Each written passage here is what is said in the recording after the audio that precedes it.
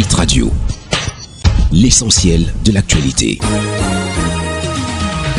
Ghislain Cougon. Une autre session d'information électricité. Le Premier ministre camerounais Philemon Young veut voir clair dans le déploiement de la Société nationale d'électricité censée entrer en activité au cours de ce mois de juin. Ainsi, le chef du gouvernement a demandé au ministre en charge de l'énergie, Gaston Elundou Essomba, de lui soumettre un calendrier précis et détaillé sur l'opérationnalisation de la Sonatrel. C'était au cours du conseil de cabinet tenu le 31 mai dernier à Yaoundé. En attendant ce calendrier, le ministre en charge de l'énergie a néanmoins indiqué que depuis la création de cette société en 2015, plusieurs activités ont déjà été menées en vue de sa pleine opérationnalisation, à savoir la signature entre l'État et la Sonatrel de 2 contrats de concession de transport et de gestion du réseau. Par ailleurs, des études de faisabilité ont été lancées dans l'optique de la réalisation des investissements sur le réseau transport de l'électricité.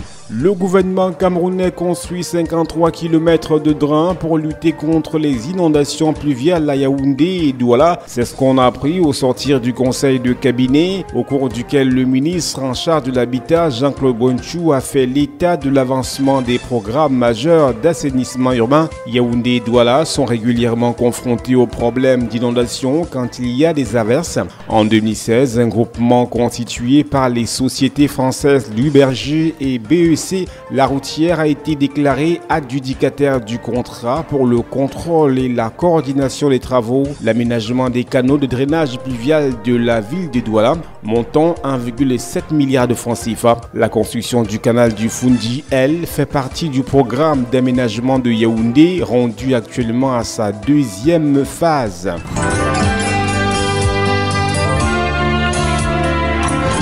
L'actualité internationale. Le gouvernement libyen d'Union nationale a appelé à une plus ample coopération avec les États-Unis lors d'une rencontre à Tripoli avec le chef du commandement. Selon la chargée d'affaires par intérim Stephanie Williams, les États-Unis ont dépensé 635 millions de dollars, environ 530 millions d'euros, pour soutenir la Libye après la chute de Muammar Kadhafi en 2011. Depuis, ce pays riche en pétrole est plongé dans le chaos et ses côtes sont notamment devenues un tremplin vers l'Europe pour nombre de migrants africains. Malgré les risques encourus, 2 camps se disputent en outre le pouvoir en Libye. Le gouvernement d'union nationale à Tripoli et une autorité parallèle basée dans l'Est soutenue par le maréchal Khalifa Haftar, pendant qu'une myriade de milices armées qui changent d'allégeance selon leurs intérêts et des djihadistes, dont ceux du groupe État islamique, font régner un climat d'insécurité chronique.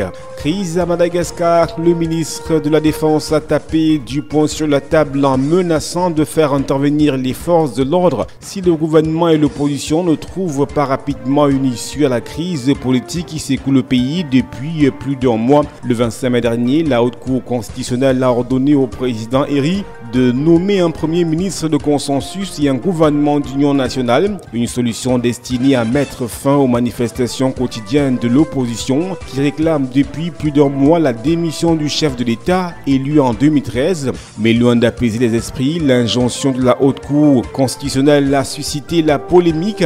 Son calendrier n'est pas clair et surtout le régime et ses adversaires revendiquent tous les deux la majorité à l'Assemblée nationale où de nombreux élus ont changé de camp depuis leur élection. À ce jour, les négociations entre les 2 camps sont au point mort. Hit Radio, une info d'avance.